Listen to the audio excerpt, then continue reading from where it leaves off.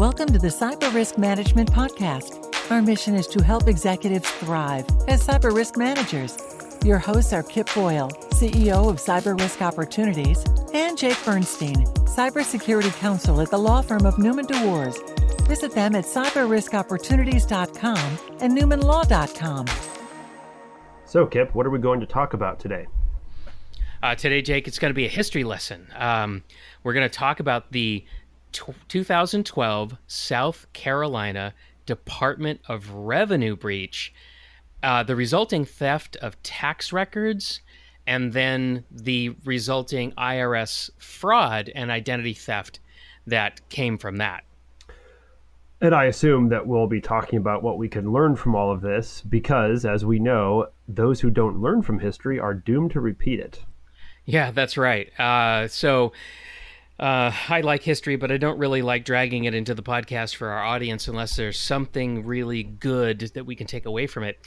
And even though this data breach at SCDOR happened quite some time ago, 7 years now, there's some really interesting things that we can learn from it, specifically around consequences, both the actual consequences as well as the lack of consequences that came from this. Okay, then let's go ahead and just cover the basics right off the bat. So as you mentioned, this is a 2012 breach, and it started, like many breaches do, with a phishing email. Yeah. Exactly. I think the statistic I see right now is over 90% of all cyber attacks, unless you're Mossack Fonseca or Equifax, in which case your terrible patching policies will make it much easier for people to attack you. That's not something to be proud of, though. No, not at all. But I mean, let's face it. It's easy to find out if you haven't been patching. It's harder to write a convincing phishing email. So, just don't make it easy, right? But on August 13th in 2012, there was an employee at the Department of Revenue. They received an email. It was a phish. It contained malicious code. They clicked on it, and they downloaded malware onto their official work computer, and the back door to the entire network was open. And so what happened is that roughly 2 weeks later, that employee's username and password were used to remotely access her work account. Then the attackers installed additional malicious code throughout the South Carolina Department of Revenue network and began their reconnaissance. And they made sure, as many attackers do, to install a backdoor so they could keep getting access to the network even if the credentials changed. Yeah, the same thing happened at Equifax, in fact, you install a backdoor so that you don't get locked out. But once the attackers were in the network, they gathered more credentials, they continued to explore, they mapped everything out, they learned where the most sensitive data was located, and ultimately they began copying taxpayer records into what you might call an internal staging directory, which is to say, they started to accumulate all this data into a single point on the internal network.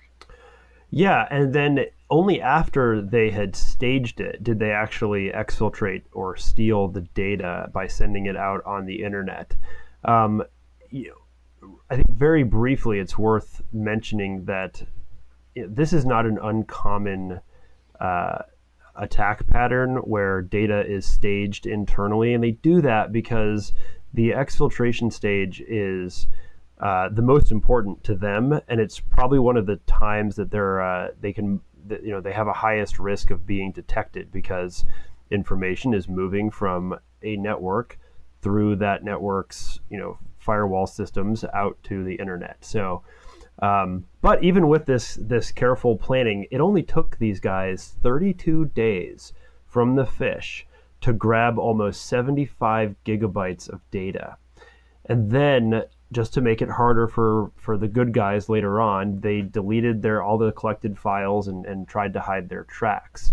And this breach didn't get discovered until October 10th, when state IT officials noticed, and I quote, suspicious activity, and sent the discovery up the chain. And what's, I said quote because it's almost always this suspicious activity that gets discovered. And I was going to ask too, how common it is to have hackers kind of try to clean their tracks. Yeah. So in this case, I would actually say cyber criminal because yeah, I've noticed lately people tend to use the word hacker a lot. It's become this wildly overloaded term, and it's kind of got a benign sort of a connotation to it, or even maybe a little bit of a fluffy connotation to it. Anyway, so I like to say cyber attackers these days. But yeah, it is common for cyber attackers to clean up after themselves and to stay really clean while they're performing the reconnaissance in your network. In fact, one of the indicators of compromise that I talk to our customers about is, hey, if you're going to go patch a machine, like install security updates, and you go to put in updates on a machine that you thought didn't have patches on it, but that it actually does, you should start to worry, because that could mean that you have an intruder who's doing a better job of patching systems than you are, because they don't want to get thrown out. So they really try to stay clean and neat and tidy and clean up after themselves. The thing that's interesting about the way that the discovery happened, though, is, well, two things. So first of all, SCDR had terrible detective capabilities, because you really should notice if 75 gigabytes are starting to collect somewhere on your network. I mean, you really should notice that. I mean, that should be, I would think, an unfamiliar pattern, right? It should look very, very different than the familiar patterns of how you move data. I mean, anyway, and then another thing that I think is interesting is in modern times, like right now, I don't know that a sophisticated cyber attacker would try to collect, stockpile, and then move 75 gigabytes all at once. We've seen cases where that information is trickled out almost as they acquire it, because companies have become better at noticing when large stores of data start to emerge in places that don't make sense. And especially if you've got what's called egress monitoring, that is, you're watching what's leaving your network, large bursts of traffic should set off alarms. Absolutely. So, yeah. So now in this case, for the times, it was a pretty typical data breach. It was. And, this was, the bad guys didn't get detected until well after the fact. And by the way, we haven't mentioned it, but nobody, to this day, no one knows who did this. I'm sure there are people who have ideas, but no one has been arrested or accused even of this. But it still cost a ton of money, right? It did. We're talking about a $14 million bill to the state of South Carolina. And what's really interesting, and I think this is a typical pattern for the expenses of a data breach, is 12 million of the total 14 million, right? So the vast majority of that was to pay Experian for 1 year of credit monitoring service for all affected taxpayers. Which is somewhat ironic, given that it was obviously Equifax who was breached, but Experian has dealt with its own security lapses as well. So, and I quite frankly don't see a ton of value in credit monitoring anyway. Nope. So, no, not anymore. I mean, it seems like a Band-Aid on a pretty big gash of a wound. So anyway, so it's ironic that that's the vast majority of the cost there. But then $500,000 to an IT response firm named Mandiant. Some of our listeners may have heard of them. They're pretty high profile. $150,000 to a public relations firm. And I'm sure this will make you weep, Jake, $100,000 to some lawyers. Yep. That sounds about right. So, in terms of what makes this breach interesting, it's a couple of things. I think the main point of talking about this breach so far after it occurred is to look at the aftermath with the benefit of hindsight and history, and specifically the very intense blame game that occurred as a result of the breach, and then related to your comment about the value of credit monitoring, how the tax records were used to perpetrate tax fraud. Yes. So be prepared, ladies and gentlemen of the audience. This isn't really a conversation about the technological details of the breach, but really what we're going to talk about now is how did people deal or fail to deal successfully with the facts and how those facts were used in this blame game. So as a member of our audience, if you become involved in a data breach, and continue to become involved downstream from that breach, this is what we're about to cover is something that you can expect to experience for yourself. Exactly. And so we're going to start by discussing that blame game. And basically, every person, agency, and company that was involved and could possibly be blamed for this breach was blamed, but they were all being blamed by each other. So it became this large governmental finger pointing exercise. And in addition to all of this finger pointing, which, as you probably can tell, it was not particularly helpful, something even more insidious happened, which I hope people have learned from over the last, 7 years since this happened. But it is, I think, still a not uncommon trend in breach response, which is that everyone seems to want to find that single point of failure, that if only they had done something about it, this breach would have been prevented. And, my thesis here is that this is a dangerous way to think. So, Kip, why don't you kick off our discussion by explaining why this? Well, first of all, if you agree with me, and then if you do, why do you agree with me? Well, okay. So first of all, I agree with you that this idea that there was a single thing that if we had done it differently, that it would have made all the difference in terms of preventing the breach from happening. And it's a very simplistic way of thinking, and I think that the folks that are most prone to thinking like this are the folks who really don't understand the situation on the ground, as it were. In other words, these are people who are not very technical, who probably don't understand how very big, complicated data networks are put together and how they're operated and maintained over time. So yeah, I think a big contributing factor here is that you've got people pointing fingers at each other and trying to blame each other, but they don't really understand the nuances and the details of what's going on. And so they just tend to think about it very, very simply, right? So they'll say things like, it's not our fault, right? You just get these blanket denials. And then you get blanket allegations like, well, you should have encrypted the data, or you should have had multi-factor authentication enabled. And then you get the Department of Revenue itself saying, well, the IRS didn't tell us, that we needed to do anything differently than we were already doing, right? So yeah, it's just, this is very simplistic thinking. It is, and let's unpack some of those. So first, the single point of failure is that's the dangerous game of just trying to find one single thing. And I think it's not only is it people who aren't necessarily technical who have a problem with it, but I think that even IT people who are not kind of steeped in security thinking also may be tempted to say, oh, if only we had that encrypted, or gosh, if MFA had been enabled, then that person couldn't have gotten in.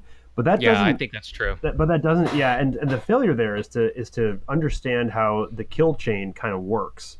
Right. So now let's talk about what the kill chain is before we start dissecting it. Exactly. So why don't you go ahead and just describe what the kill chain is? Right. So very simply, the kill chain is a common there's a common pattern for how cyber attackers commit data breaches, and we've really talked about it already as we described the history of this particular data breach.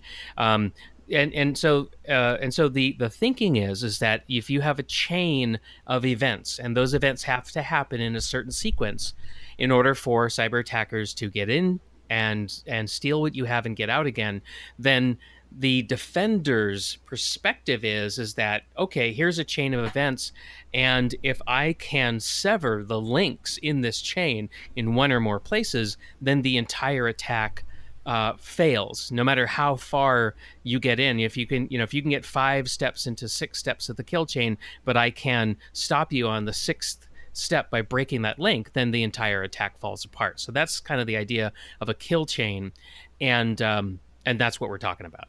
Exactly. And, another way to think about it in kind of more business terms is that this is just a multi-stage project that has dependencies. And, at any given point, you might have multiple ways to complete a given sub-project.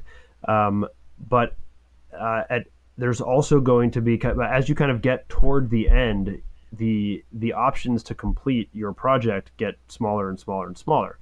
And that is very similar to what happens with cybersecurity and kill chains like this. And so, and I want to make a comment before you keep going. I want to make one more comment because I think this is important. We've said this many times in previous episodes, but it's very important for people in our audience to understand that when you're talking about a multi-stage project, you're not talking about one person attacking you. You're talking about a group of people attacking you. Just like it takes a group of people to, to make major changes to your computing system or to complete a big multi-stage project, you've got to have a team of people. That's what's going on here as well. So if you're still thinking that, that there's just, a bunch of teenagers sitting around doing all this on their own, that's not true. No, it's not true.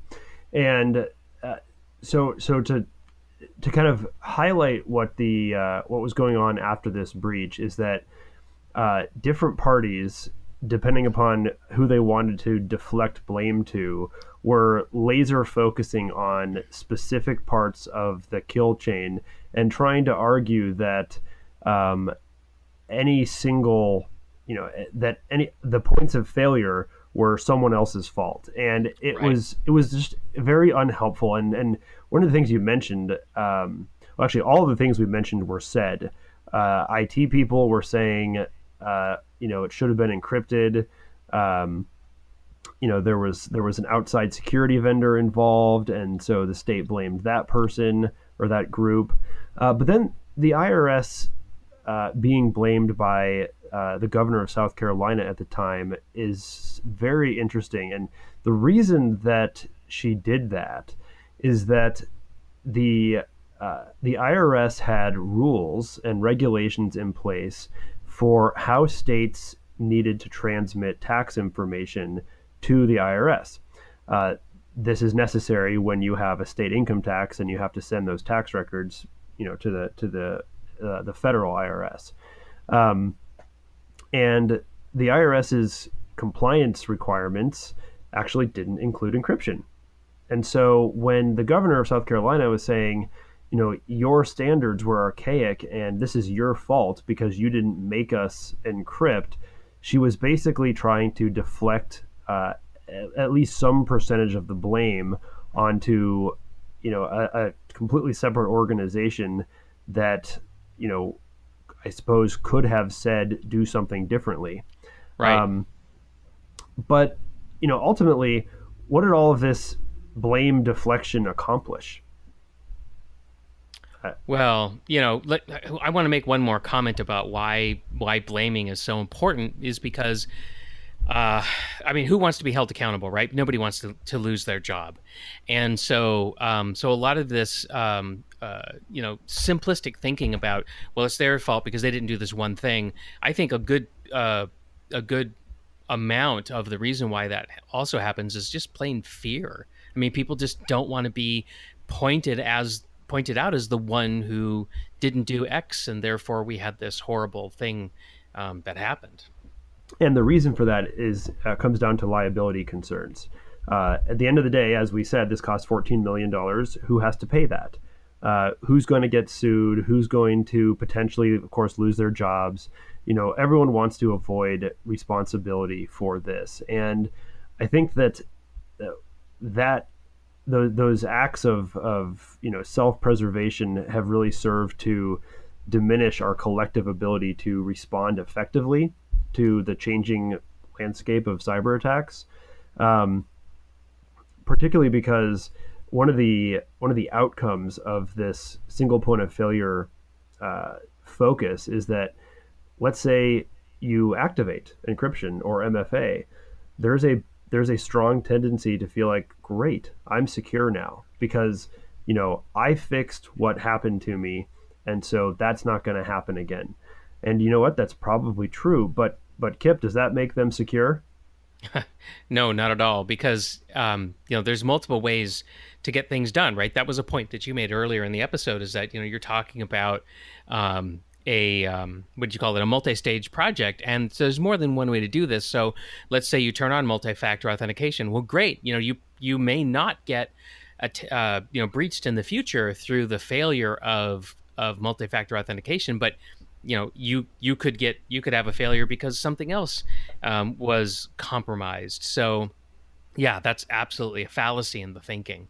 It is. And I think one of the other things that's really interesting here, kind of finishing the thread of the government, the kind of intergovernmental blaming, is that Governor Haley at the time made a big deal that the Department of Revenue was IRS compliant, and it was. And she was blaming the IRS for, lax security requirements. But there's a more important point here, which is the difference, as we've talked about on this podcast before, between compliance and actual security. Right. And as we've also talked about, compliance is usually driven by some sort of a checklist. And the problem with checklists is that cyber risk doesn't really respect checklists. Cyber risk is dynamic. It's constantly changing. And any checklist that you create today to deal with it is going to rapidly become stale and brittle, and will become even more so over time, because we're not dealing with a risk that is enduring, like fire. We've talked about that, right? Where fire is just oxygen, fuel, and heat. I mean, that's what it is. That's what it'll always be. But cyber is never the same. It's always changing. It is. And I think that this viewpoint of either pinpointing or deflecting or single point of failure, or focusing on compliance, is that it's failing to appreciate how companies and organizations should manage cybersecurity, which is, of course, as we've said many times, a risk. The risk-based approach expands your ability to see the whole picture and should allow you to kind of get over that single point of failure blame game, and move on to far more effective cybersecurity risk management. Well, I think that's one takeaway from this. I think another takeaway is that you're going to end up in a blame game anyway. I mean, even if you don't want to be in a blame game and you're not an active participant, it almost opens you up to having everybody point at you and say, well, you're the one that's responsible for this, so you're the one that has to pay for it. So it's unfortunate that the blame game is probably going to happen anyway, and still happens today in 2019, and it'll probably continue to happen in 2029. But the issue is that even if you prevail in the blame game, you still have a bunch of cyber risk that you have to manage. You do, and there's one more point that Governor Haley raised that I think is actually very, very important, which is some questions that she asked, which is, okay, this happened. We think the IRS should have done more, but moving beyond the blaming the IRS, she asked how much security is enough, who gets to decide, and who and how is it going to be enforced. And we can't possibly answer those questions right now. But it's telling that 7 years later, I don't think we don't have answers yet to these questions. No, we don't. Not only do we not have good answers to these questions on an organizational basis inside of our country, but from a national security perspective, we don't even know what the answers are to these questions. So, I mean, this is something that is confounding everybody at all levels of our economy and our government. Yep. And we promised at the start to talk a little bit about the accountability and lack thereof. So here's want to raise awareness about the difficulty that people had in holding anyone accountable after this breach. So, we've talked about the blame game. It was very effective because, what happened is that a class action was brought against South Carolina really just months after the breach was discovered. But this lawsuit was ultimately dismissed. And while some of this is changing because of either new laws or new case law, one thing does remain true, which is that linking specific cases of identity theft to any given breach is difficult to impossible. And so this was a class action lawsuit brought against South Carolina by the citizens of South Carolina. Who brought the suit? I'm curious. it was, yes, it was individual citizens who were victims of the breach. Got it. And by the way, I'm not sure we mentioned it, but this affected 75% of the population of that state. And, what made this hard is that there was eventually a huge rash of ID theft and tax fraud, but it happened later. And so this case was dismissed. And you might be wondering, Kip, why? Why was it dismissed? I'm wondering for sure. And I will tell you that the legal reason was, quote, lack of standing based on a failure to show Article 3 harm, end quote. Okay, no, that that sounds like some serious lawyer jargon. It is, and doesn't that just make it all clear for you? But basically, the Constitution, and I mean the Constitution, the federal Constitution, requires that parties bring actual cases or controversies to federal court, and one essential component of having a real case is harm. And the judge felt that because the plaintiffs in this case couldn't show that any of them had actually lost money or been victimized, that the harm that they were claiming was just too speculative. And that's because they sued fast, whereas the ID theft happened later. Is that kind of one of the things we can see in retrospect? That is part of it. I think it's also remember this was 2012. I think there was a failure to understand how criminals used information. Prior to this Department of Revenue breach, most of the cases or most data breaches were really after payment card data, and payment card data expires pretty fast because you can use it, but as soon as you start using it, the credit card industry has a very sophisticated fraud detection system, and they will just cancel those cards. So what people didn't understand was that when you go and you grab a huge number of documents about social security numbers, address information, everything that's in tax records, which is a lot of personal information, that stuff doesn't expire. You can use it years later to open new credit accounts, to basically commit identity theft on a broad scale, and that is what happened. Right. I believe there was what makes health records so valuable. That's what makes health records so valuable. So, the bad guys are smart. Again, FIRE doesn't innovate, but cyber criminals do. And one of the ways they do that is they say, okay, well, the credit card companies have made the payment card data less than useful. So we'll just go after something else, and we are creative, and we'll find a new way to monetize it. And that's what happened here.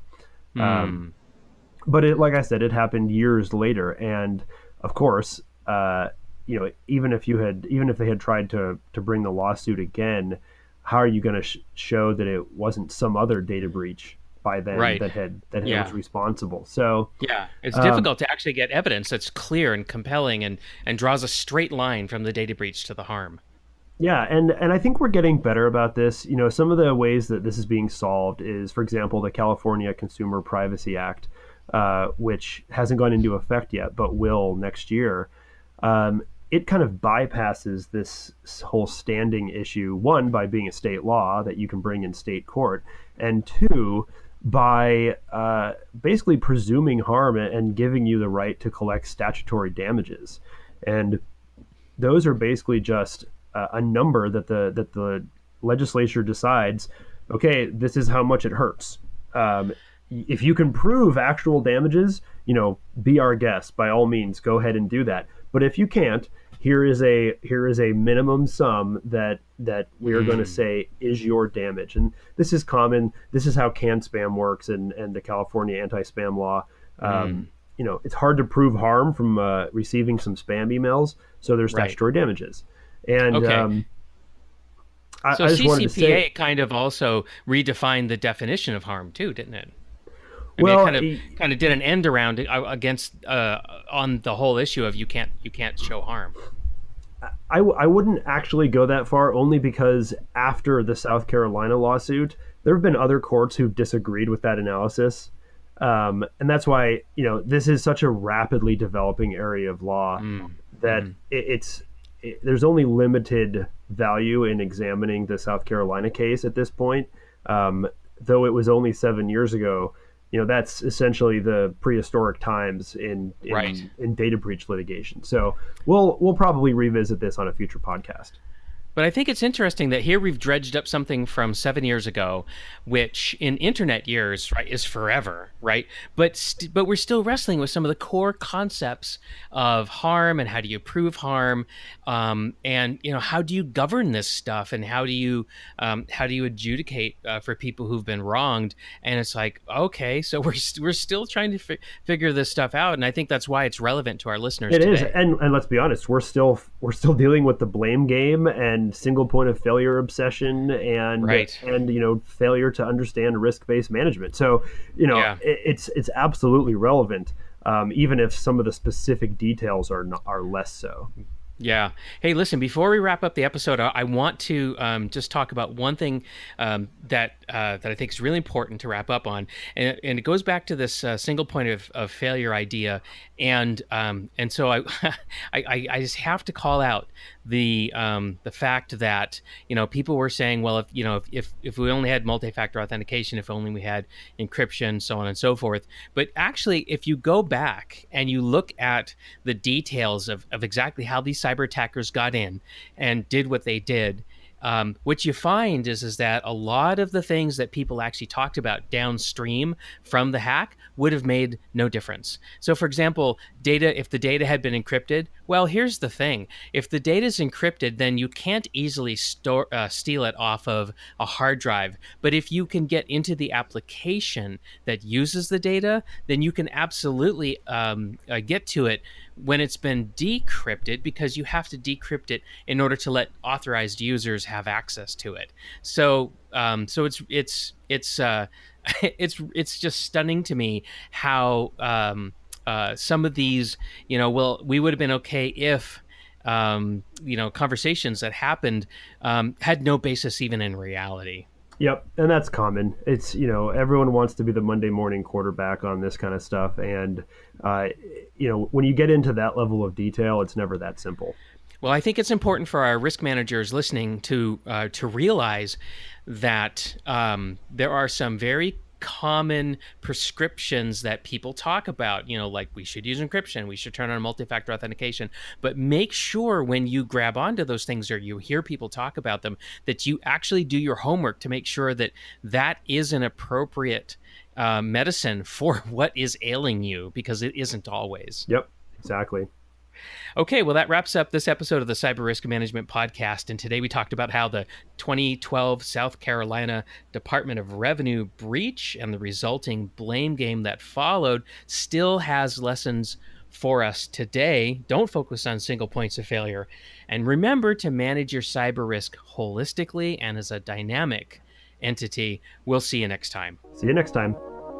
Thanks for joining us today on the Cyber Risk Management Podcast. Remember that cyber risk management is a team sport and should incorporate management, your legal department, HR, and IT for full effectiveness. Management's goal should be to create an environment where practicing good cyber hygiene is supported and encouraged by every employee. So, if you want to manage your cyber risks and ensure that your company enjoys the benefits of good cyber hygiene, then please contact us and consider becoming a member of our Cyber Risk Business Strategy Program. Find out more by visiting us at cyberriskopportunities.com and newmanlaw.com. Thanks for tuning in. See you next time.